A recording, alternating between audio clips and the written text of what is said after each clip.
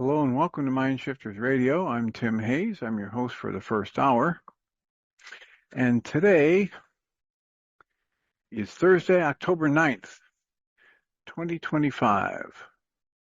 As always, we're grateful to everyone who's joining us here today, whether you're listening live or through the archives, as we spend another couple of hours teaching and supporting people in using some of the most powerful, effective, efficient, and accessible tools I've ever encountered. These tools are available absolutely free through the tireless efforts of Dr. Michael and Jeanie Ryce on the website at whyagain.org. If you go to that website and click on the two words that say Start Here in the upper left-hand corner, it will take you to a page where you can download and read Chapter 24 of Dr. Michael Ryce's book. His book is titled, Why Is This Happening to Me Again? And that chapter of the book contains a narrative description and explanation of the primary tool in this work. That tool is called the Reality Management Worksheet, sometimes called the Reality Management Wake-Up Sheet. And it's a tool I've been using to great effect for over 21 years to improve the quality of my life and most of my relationships, and to turn any negative emotional experience I have into part of the infallible guidance system that each and every one of us has been given. You can also download the actual worksheet process itself from that page. It's a simple PDF file. Click the link, download it, print it off, copy it as often as you'd like, and use it over and over again absolutely free. You can also download a host of audio files of shows just like this one, in which people have been stepped through the worksheet process. And if you choose to listen to them, they can serve as a powerful tutorial for you to help you get maximum benefit from these tools in the shortest amount of time possible. You can also go to your app store and type in the three words HeartLand Aramaic forgiveness. And if you do that before you're done typing the word forgiveness, you'll see the glowing heart icon. Tapping on that will let you download a completely free and private app that contains the Reality Management Worksheet. It contains an abbreviated version of that worksheet process, and it contains a copy of the Dragon Klingon game, which is a wonderful way to introduce these tools to even younger audiences. And we hope people do all of that soon and often, primarily because it tends to improve the quality of people's lives the more they actively apply these tools in their lives. And secondarily, because it tends to prompt comments, questions, answers, and testimonials. If you have any of those to share with us, please feel free to do so. You can email me at tjh@mindshifters-academy.org, or you can email Jeanie at jeanie@whyagain.org. That's whyagain.org.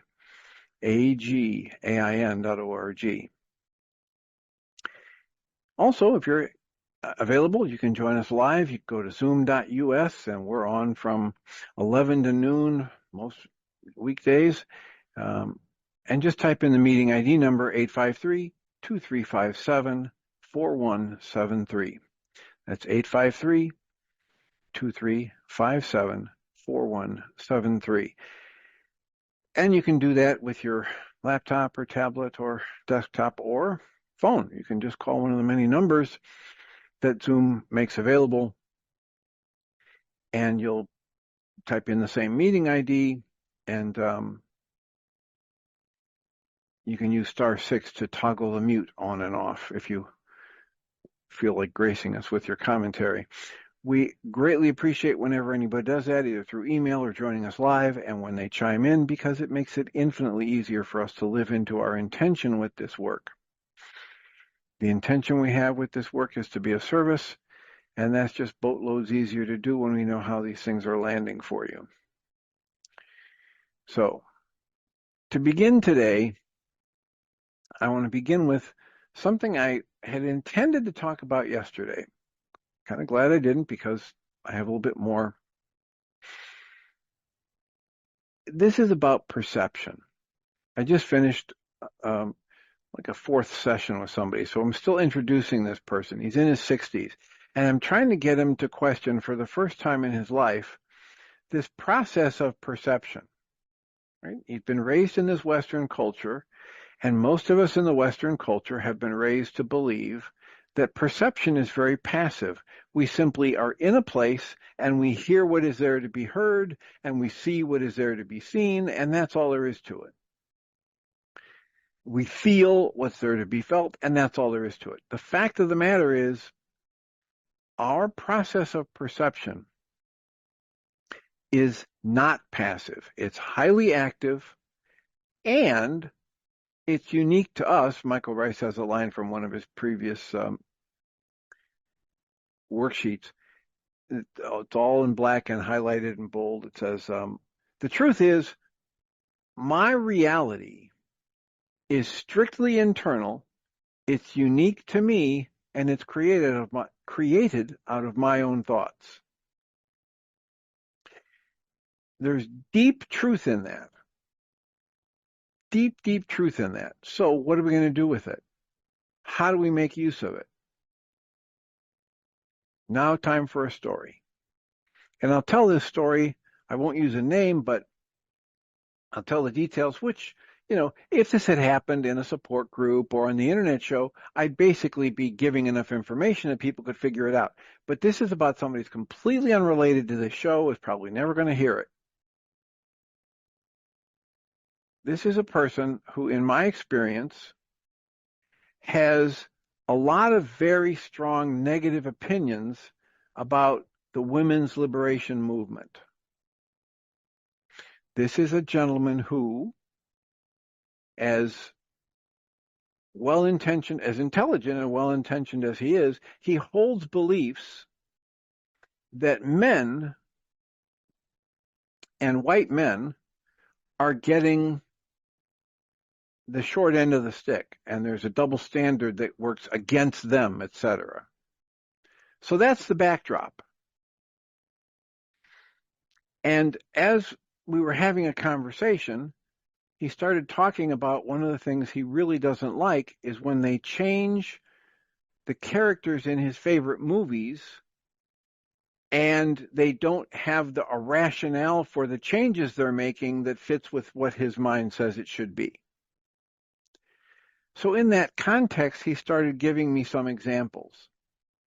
And he said, for example, here's this movie, Captain Marvel. And in the movie, Captain Marvel is a female. And in his mind, he said, here's an example.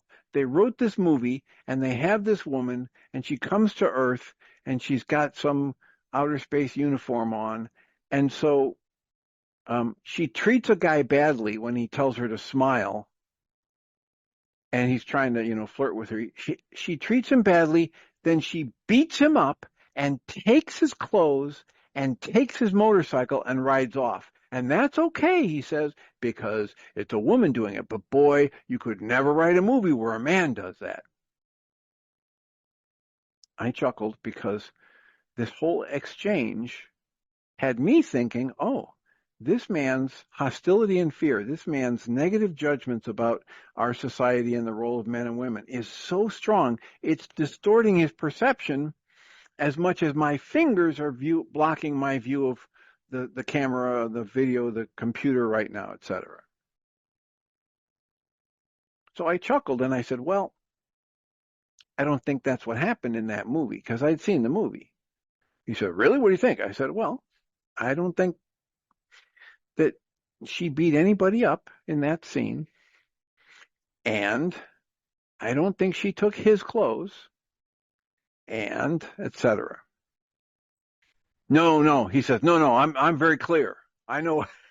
He reminded me of somebody else I know who's very clear when they're very clear, and they say, I'm very clear. And of course, the tension in his voice, the tone in his volume, all of it indicated to me tension and, resistance to being challenged or being told that they may not have perceived accurately.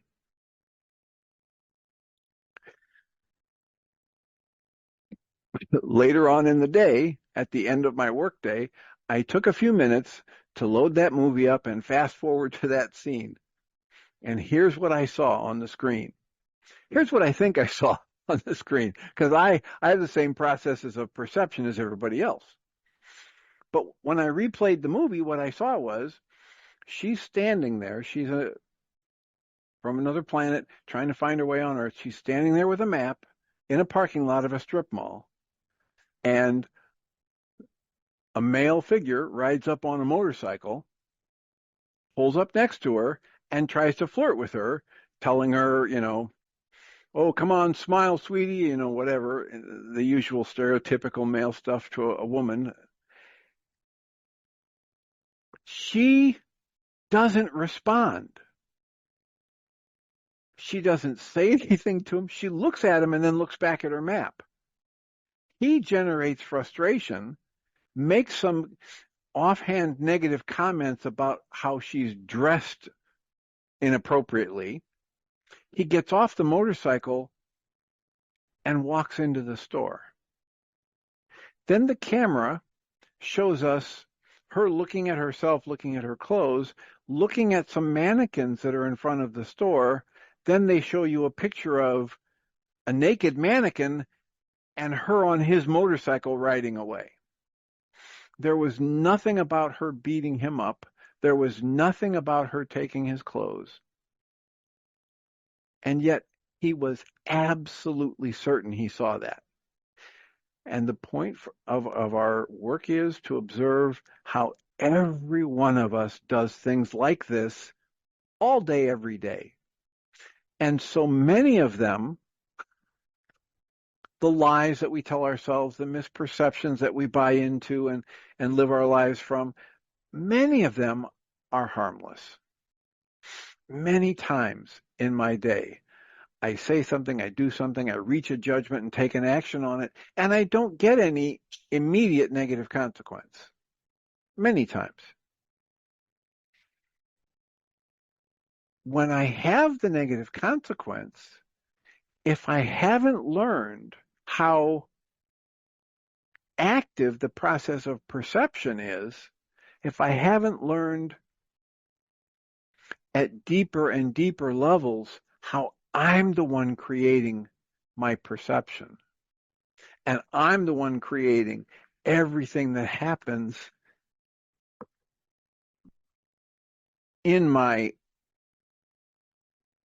energy system, emotions, thoughts, beliefs, etc. If I haven't learned that, I buy into what the culture tells me, and I'm out here jumping around chasing things outside of me, trying to get them to change so I don't have to feel what I'm feeling. That's the trap most of us are in until we find the ancient teachings like this, until we're willing to question, what if it doesn't work that way? What if nothing outside of me has ever caused my emotions? What if every negative, tight, tense emotion I experience is best used by me as an indicator, an alarm system that triggers me to turn inside and do calming breathing and put myself in that wondrous childhood curiosity state, this wide open state? What if I watch how that produces results in my life for a while and then decide, am I going to go back to the old blaming the outside world, or am I going to stay with the new full responsibility for everything I experience model? So that's my offering for today. I have many examples of this in my own life. I've shared a few of them before, how my perception was off. I was feeling things, saying things, acting in a certain way based on a perception that I later discovered was false. It was inaccurate. It was at best only partially true. And the invitation in this work is that you would make those same observations for yourself. So, plenty of time for comments, questions, answers, testimonials. How can we support you today? What's on your mind? What's something nice, light, and breezy you'd like to talk about? You don't have to go into the deep end of the pool. You can just say, here I am, I'm calling in from such and such a place, and here's our weather today. You don't have to out yourself about some intense distortion of your own perception that you've experienced. And yet the invitation is there for us to explore those things. So please feel free to put your hand up, even if I'm reading, even if I seem to be on a roll and a monologue, and I will return to the book, the reading with commentary of the book of One Love, One Life, One Journey by Guy Finley and Dr. Ellen Dickstein. Good morning, Dr. Tim. It's Julia from Bellingham. Hello, Julia. And I just want to say good morning. And it's a lovely, rainy day in the Pacific Northwest. And I really enjoy listening to you read the books. So thank you so much. I appreciate you. You're very welcome and deserving. Thank you for saying thank you. And I will, as soon as you say that, my mind is flooding with all of the times I've been to the Pacific Northwest in my life and how the first trip out there, everywhere I went, it was raining. And all of the residents said, "It's not raining." That's mist. It's liquid That's sunshine. just our air. That's our liquid sunshine. I heard all those things. That was back in the 70s. Yeah. That's a fun memory. Yes, yes. Well, it's a lovely state, and I'm grateful I live here. And it's getting darker there a lot earlier. Yes, yes. It's a shocking shift when It you're that really far is. north. Yeah, it happens even faster than it does as you get closer to the equator. So yeah, Yeah. it's fascinating. Well, is there anything else we can support you in today? That's it. I'm looking forward to hearing you read this book. I'm really enjoying it. Okay. Well, thanks for saying so, and I will return. Okay, thank you. All right. The next section of this book is titled Inner Sanctuary, Where True Peace Begins. And Guy Finley writes, "It's hard to read the news these days. With so much strife and antagonism being reported on every page or web page, it seems as though war and violence have broken out across the planet. People of goodwill feel helpless in the face of much global forces and such global forces. Many people wish to know how flaring tempers can be cooled down and whether peace can ever be brought about. How can we talk about our differences and find common ground when no one seems to be listening? Interestingly," he says, "many great souls have shared their wisdom across the ages, and they speak of the one place where all peace starts. It's not in trying to change others or change the world. The place where peace begins lies within the hearts and minds of individuals. Individuals who have done their inner work of self-discovery. In other words, I've learned how I generate my own anger. I learn how I generate my resentment, my fear, my emotional hurt, my offense. I've learned about that. Having learned about that, I don't have to keep doing it. I can instead use the process of the experience of those emotions as a guidance system." Guy Finley goes on.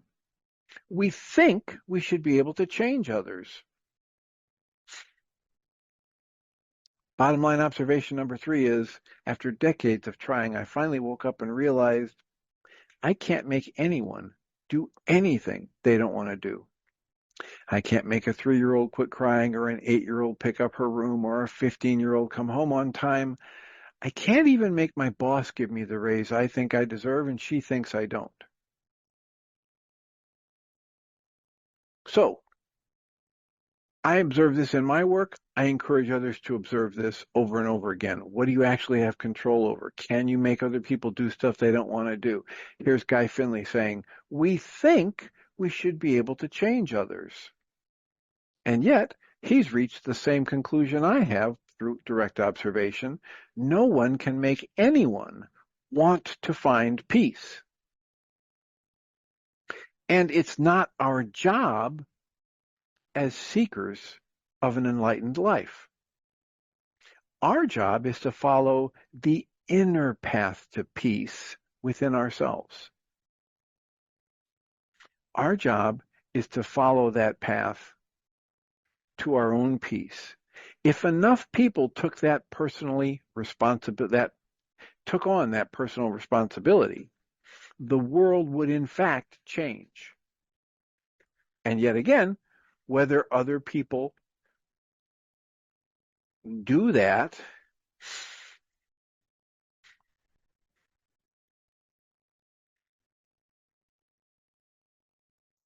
my mind wanted to intervene, but I'll save that for later. If enough people took that personal responsibility, the world would in fact change. And yet again, whether other people do what we do and what comes of our efforts, all of that is beyond our control. We have but one great responsibility in each and every moment of life. And here's what he suggests that is. Remember our wish to be present, and then do the inner work required of us to help make that wish come true. Our great responsibility in this life, in each and every moment of this life, is to remember our wish to be present and awake and aware in the moment. And once we remember that wish, then we do whatever it takes to uncover the roadblocks to it, to dump the bushel baskets, to shine our light, whatever you want to call it, to make that wish of being present in the moment an actuality. To be awake and aware in the present moment, to be willing to and able to live from direct observation. And then Guy Finley goes on.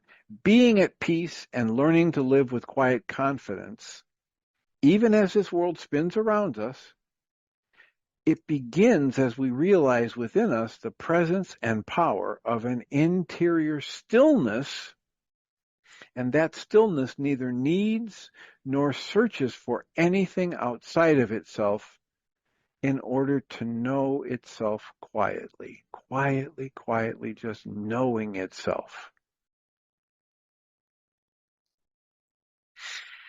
So I'm going to read that paragraph again. These last two paragraphs, I'll read both of them. But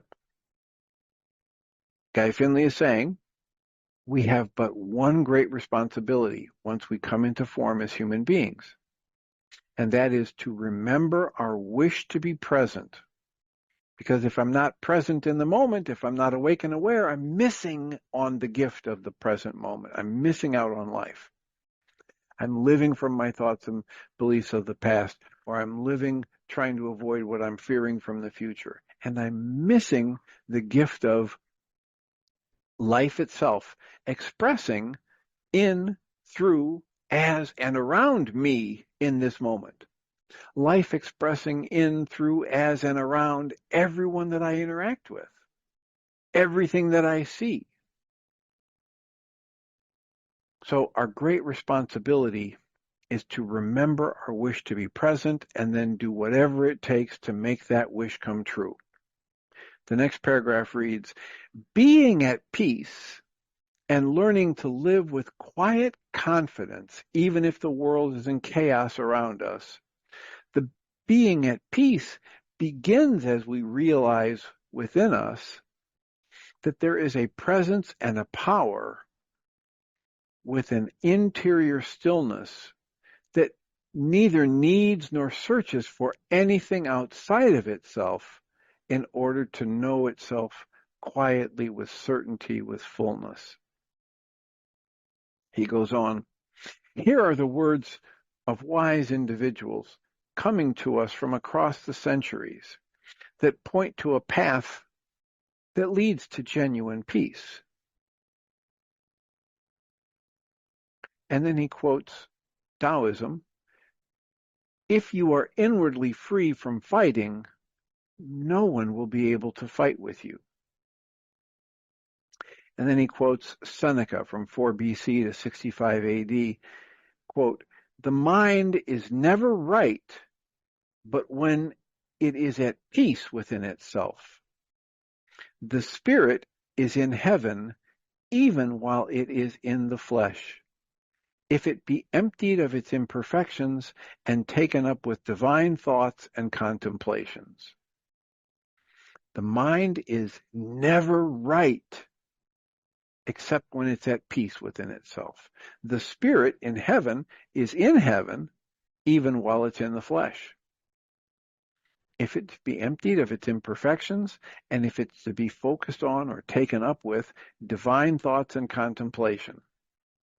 Then he quotes James Allen, quote, I call that mind free, which is not passively framed by outward circumstances, which is not swept away by the torrent of events, which is not the creature of accidental impulse, but that mind which bends events to its own improvement and acts from an inward spring, from immutable principles which it has deliberately espoused. I said that was James Allen, but that's William Ellery Channing from 1780 to 1842. So he says a mind is free. This is like the poem If from Rudyard Kipling's poem If you can keep your head when all about you are losing theirs. That's what he's talking about here, William Ellery Channing. If you can have people lie about you and not lose your wits and not believe them or fight against them. The mind that's free does not get swept up by outward circumstances and torrent of events. It doesn't become a slave to impulse. However, the mind that's free bends all events to its own improvement. The mind that's free comes into each moment and asks, oh, what does life have to teach me in this moment? Rather than saying, life is wrong and bad and this shouldn't be happening in this moment. So the mind that's free learns constantly and practices its most accurate observations over and over again. It stays in an observation mode. Then he quotes James Allen, quote, to find the permanent amid all the changes of life, and having found it, adhere to it under all circumstance. That is only true happiness. This only is salvation and lasting peace. To find permanence, what is true, what stays the same through everything. And having found it, adhere to it under all circumstances. Go to it for the guidance. Originate your behaviors from that place, the truth of your nature. And then John de Salzman, he quotes as saying, quote, there is only one great life. I can enter into the experience only if I have first come to unity in myself, only if I have come to be whole within myself. That's the only time I can enter the one great life. Then Guy Finley writes, all this timeless wisdom carries one consistent message. If we want to know the beauty of peace, we must work to find it within ourselves. In a world filled with strife and sorrow, we can find a peace that cannot be lost in even the most difficult conditions. When we step out into the world from that place of peace within, we're able to hear and to bear, we're able to bear whatever happens without losing our true self, without losing awareness of our true self, without losing the conscious connection to our true self. He writes, at that same time, we carry with us a healing balm that can, in fact, play a part in helping others discover this new path to peace within themselves. How? Through modeling, right? If they wish, if they choose, if they observe it in us and say, hey, it looks like that's benefiting Sally pretty well, maybe I'll try it.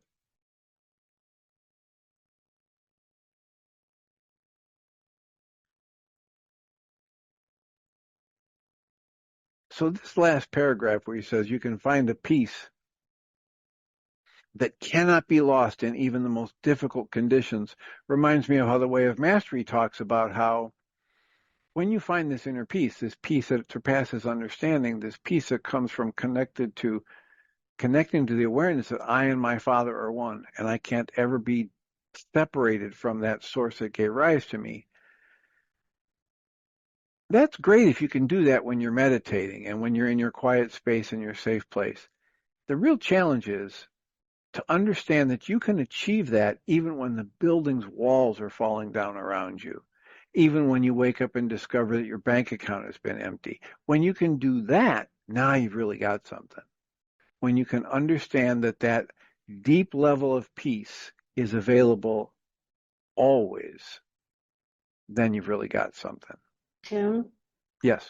Quick, funny thing, but what was the phrase you used earlier? You said the inner work of self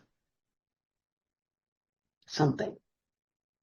You mean that I was reading? No, you were talking. The inner work of Self-discovery. I don't know if this is a word link or a window into my crazy thinking, but before you could finish that hyphened self-discovery, I had told myself self-destruction. So is that a Perfect. word link? Yes. Yes. Okay. Yeah, and you can explore. So, what's it related to? Do you have it set up in your mind that if you turn the focus inside and explore who you are, you'll end up destroying yourself? It sounds that way. My experience lately has been the opposite. I feel as if what you're reading makes total sense, and I have experienced that. Of course, it's not, my house is still standing and my bank account isn't empty, but those times of inner peace, despite things falling apart around me, seem to be getting larger. But I had to smile to myself that that's the word I put in there right away. So there's something going on. Anyway. That's great. That's great. It's a great realization. The inner work of self-destruction. And you can take a look at, okay, so do you have a negative association for that word destruction? Of course. I mean, Okay. doesn't everybody? Well, it does. No. Listen, when I want, so hypothetically, I drive to work on a regular basis. I live in an established town, a building that's been there for 35, 45 years. It's been a nursery, and they closed it. Mm. They sold everything. It was a period of years where this thing sat there empty. And then I buy it. Got all these old fallen down buildings. I need to do destruction. Mm-hmm. I need to deconstruct what's there. Yeah. I need to get rid of the old broken stuff so there's space to put up a new activity, a new building, a new commerce in that space. Mm. So in that sense, destruction isn't a bad thing. It's just a part of the flow of life. Decay Mm-hmm. is not a bad thing. It's just a part of the cycle of life. That's good. So if this idea that comes to you, you've been doing a lot of work for the past 7 or 8 years, specifically in this arena. You've been working on yourself for years and years and decades, right? So whether it's from your spiritual teachings in Vedanta, and whether it's the Catholic, whether it's the Christian, whether it's Michael's this or that, you've been working a long time. So what if there's a part of you saying, yeah, I'm getting more willing to to dismantle the false self and get more in touch with my true self? Mm. Well, that's putting a nice spin on it, and it could be true. I've been doing that, but it seemed funny that I would put in that word. It's a wonderful catch because you may not be having yet the positive spin that I put on it. Mm-hmm. And yet that's one of the many options that are available. Well, dismantle is a great word. That would have been a better word. No, no, the word that you used is perfect, and it may hold clues for you because it's got this vibration. Notice how the word destruction of ourself, has a different vibration than dismantling myself or a false self. So follow the vibrations that you get when you look at that word link that popped up for you. Mm. Looking Well, at myself, yeah. it will lead to self-destruction. Are you or somebody that you were talking about the person who mentioned how doing your own inner work is like navel gazing and it's selfish and it's ridiculous? That's my mom. Yeah. Okay, And my perfect. sister, one sister, she just wouldn't look. Well, so what if they're not looking because they're holding the conclusion that you just voiced, that would lead to my destruction? Oh, I'm sure they felt that way. Then there's some work for you to do to unravel what are the energetic entanglements with those thoughts and those words in your mind, Well, in your belief okay. structure. All right. Okay. It's okay to do it on the radio show because we're all of like mind. But if I went back to my family and told them all I've been doing on the radio show, a couple of them would be horrified. So yeah, that's good. So, are you going to choose to keep it private or secret? Right. Uh, Private, Yeah, definitely. right. And if they find out, they find out, right? But I have a sense that, what the reaction would be, and I don't have any intention to disrupt my relationship with them, so I'm going to keep it private. Right. I love that distinction, which I had never made till years ago or months ago when you made that distinction. Yeah, it's a good one. And the privacy, when it's done right, from how I'm conceptualizing it, carries with it a deep honesty. So Yeah, if I'm being just really honest with myself, I can keep things private to good effect. keeping one's own counsel. I And think, yet, if there's something that creeps in that has me worried about what will happen if somebody else finds out what I think I'm keeping private, what's mhm, happening is I'm trying to keep it a secret. right. So one of the first inklings that it may be that that there might be a shift between keeping something private and keeping it a secret is this fear of discovery, and that is a really good thing to dismantle at all costs. To pay attention to find out what the message is that it has for me, and then dismantle it. Hmm.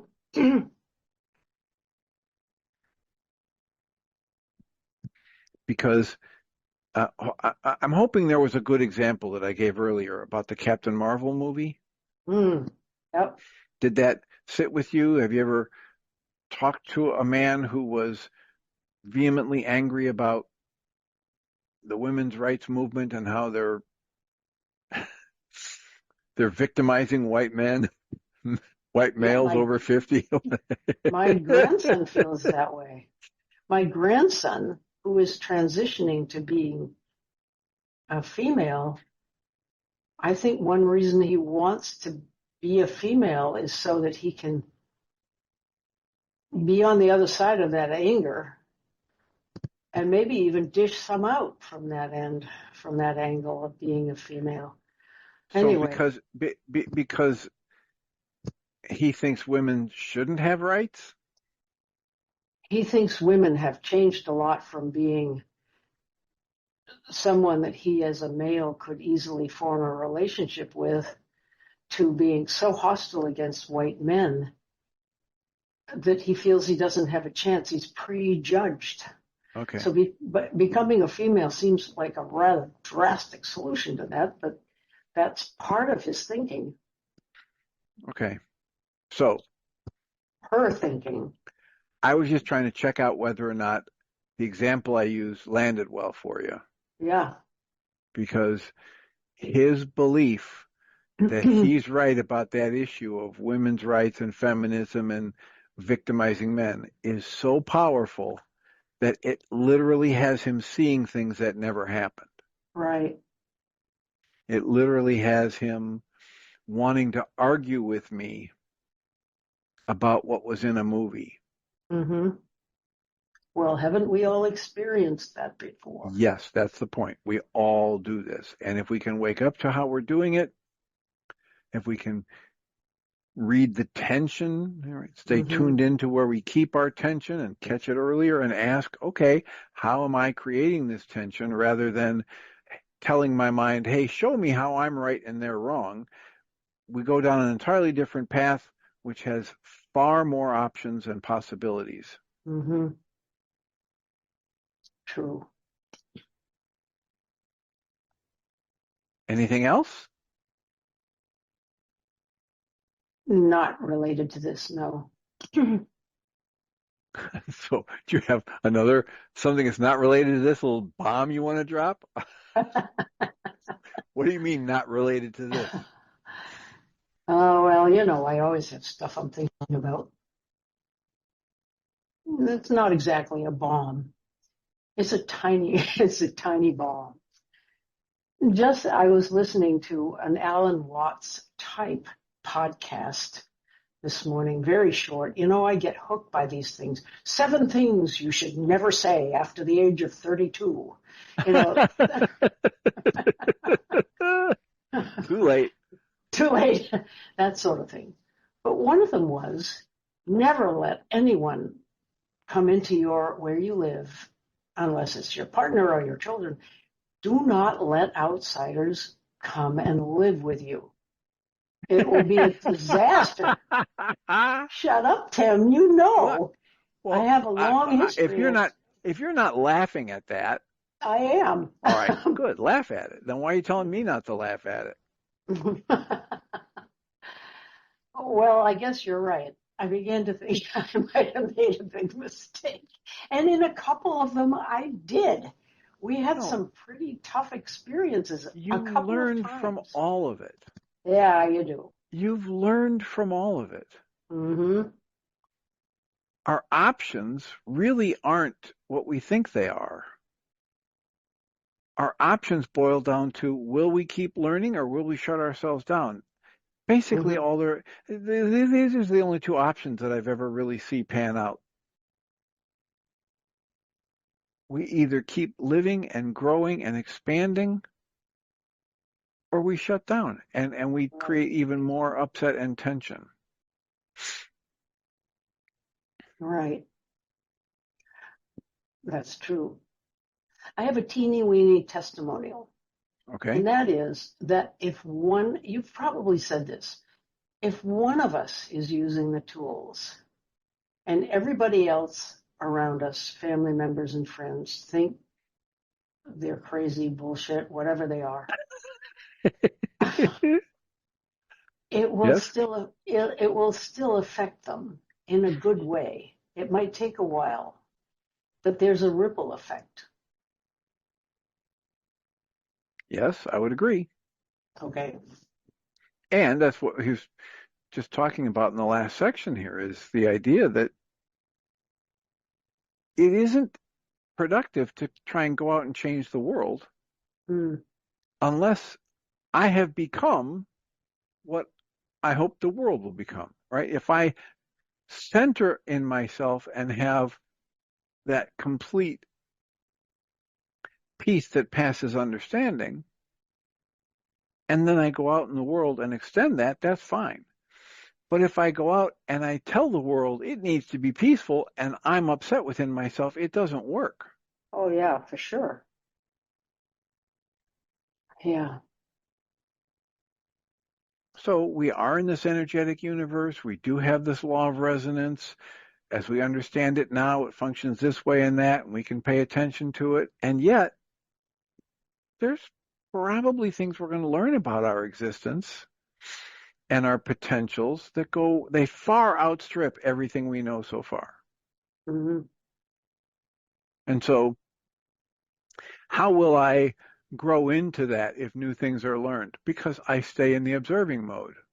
Mm. And Don writes, the ripple effect is because you're changing the field. You're changing. That's what it did. I think that's true, Dawn. Yeah. Yeah, you're changing what they call now the quantum field or Indra's web or Planck's constant. You're changing an energy pattern that underlies everything we see with our five senses and goes way beyond it. And when you change that pattern within yourself, because you're connected to everyone and everything, the ripple effect occurs. Mm. Letting go is a big part of it. Letting go of trying to change anybody or anything except yourself. I just flashed on a thing from the book All the Way to the River. Oh, yeah. I just looked over here to pick it up. I've given it away to somebody, so I can't read from it. But in the I book, have a copy of it. in the book, no, Yeah. I'll tell the story very briefly Okay. here. In that book, the thing I just flashed on was Liz Gilbert is talking about Rhea, Yeah. and Rhea was this very bigger than life type person, Mm-hmm. very intense, a drug addict, etc., but powerfully creative, powerfully intelligent, uh, powerfully individualistic. And so at one point, the thing that just flashed in my mind, and I'm not even sure I can make the logical connection to it, but the story is that someone had died and there was a funeral. Mm. And there was somebody who was showing up at this funeral. Rhea was there and Liz was there.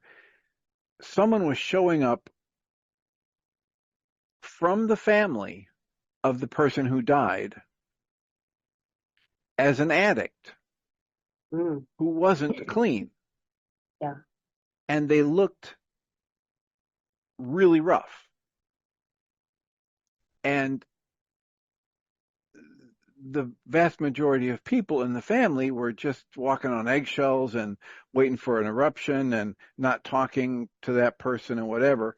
And Rhea, sensing what's going on because she's had the same kinds of issues, she went over, according to the story, and put her hand on the person's chest and said, "How you doing in there?"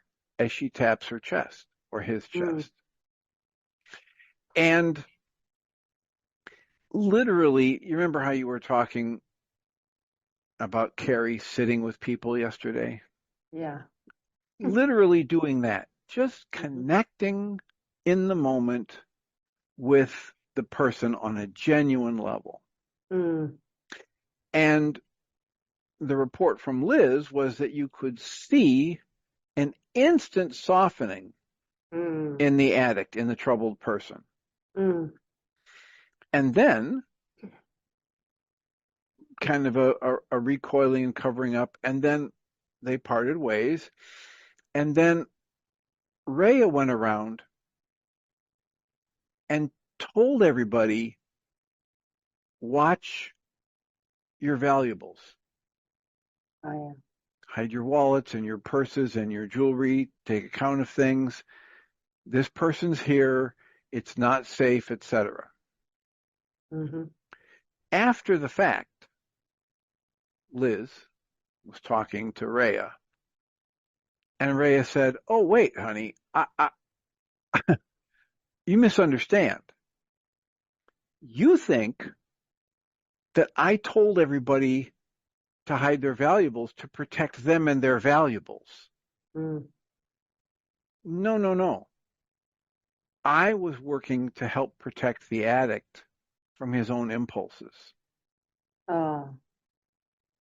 because I know what would happen later on down the line if that addict at this funeral stole from his family members and went out and scored again and then got, eventually that's in that person's inventory to have to clean up. I'm just trying to help that person by removing the temptation, by, creating the loving environment, by etc. Connecting in the moment, being there, not letting myself be driven or even my perception be driven by the fear and the hostility and the hurt and the confusion, recognizing that all of those emotional states, all of those energies are self-generated and they hold really good information for me. If I'm willing to slow down and turn inside and ask to be taught by that information, by the flow of life, and by whatever it is that life stirs up in me.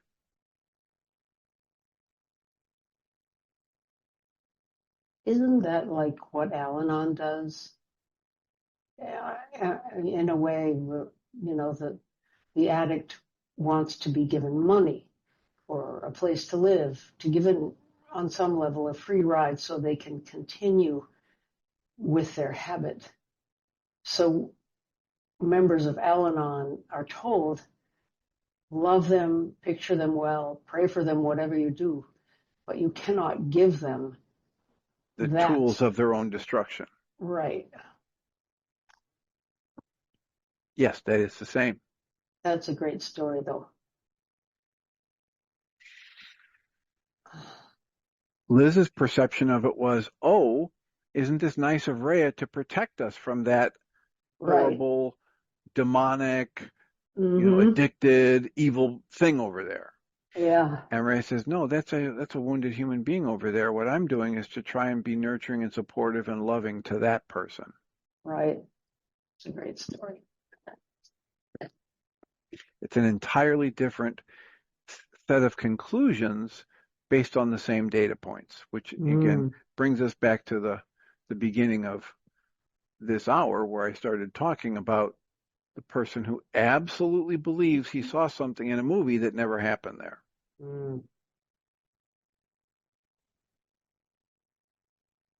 And, how might that happen? Well, in the exchange with this person, I told him, now, what he's thinking of as a movie dynamic actually happened with Arnold Schwarzenegger in the Terminator movies. Because in those movies, that character came into our time frame naked and then literally beat people up, stole their clothes, and went on its way. Stole a motorcycle, etc. However, that did never happen in the movie that this acquaintance of mine believes he saw. So, our perception is our own creation. And if you're creating a perception that leaves you feeling upset, you might benefit by recognizing that you're the one that's doing it and you don't have to keep it up.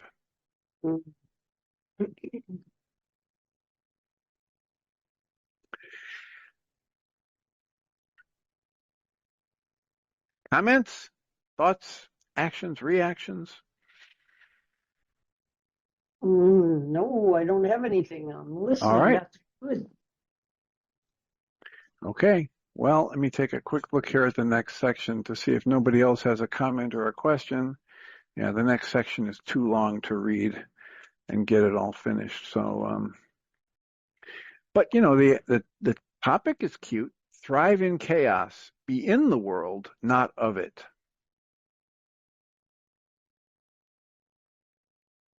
He starts that off with, there was once a hit Broadway show with a title many people could relate to. The show was titled, Stop the World, I Want to Get Off. Guy writes, when life seems overwhelming, that's exactly what we want to do, isn't it?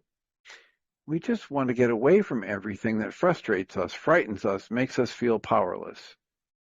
However, that wish is the result of so much misunderstanding. It's based on the belief that if we can escape this world, or that we can escape the world, and that we can reach a place and a time with no problems. However, the physical world we live in is, in fact, we simply can't escape it. It is a fact that we can't escape. And even more important, the world around us and the people in it are not the problem. They aren't the cause of my upsets. The problem is that we see ourselves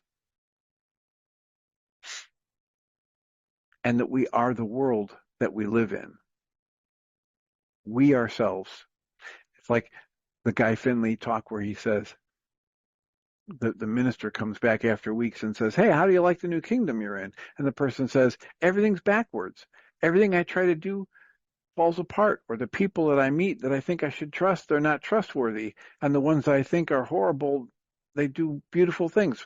Everything's backwards. And the minister says to him, well, let me ask you, are you looking out your window in the proper way? And the resident in the new kingdom says, what do you mean? And the minister says, it's like I told you when I introduced you to your new place in this new kingdom. In order to see anything accurately in this kingdom, you must first see yourself in whatever you're looking at. Why would that be? Because in that kingdom, they understood the very active process of perception. In order for my acquaintance to be able to perceive that movie accurately, he's going to have to drop his beliefs that the movies and the script writers have been taken over by woke people who are trying to push an agenda which is hurtful to him and other people of his demographic. If he can't do that, even if you show him the movie, he may be unconvinced. Or he might temporarily acknowledge what he sees in the movie is the same as what you see, and then an hour later, a week later, he could be back to sharing the same example of what never happened in the movie as a demonstration of the problems in Hollywood. Why? Because we are actively creating our experience of life. As we complain, we create our experience. As we choose gratitude, we create our experience. As we open to question and be taught, we create our experience. As we walk around pounding our chest as though we know, we create our experience. And in this work, our invitation to you and everybody else who's listening is to create an experience that's more loving, more inclusive, more gratitude-based, and more compassionate day after day. And I will do what I can to join you in doing that. I'll remind you it's a Thursday, so there'll be a support group tonight from 6:30 to 9 p.m. Central Time. You can find out how to join us absolutely free through the mindshiftersacademy.org website.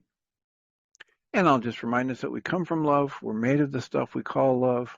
We actually are love, and everything else is false.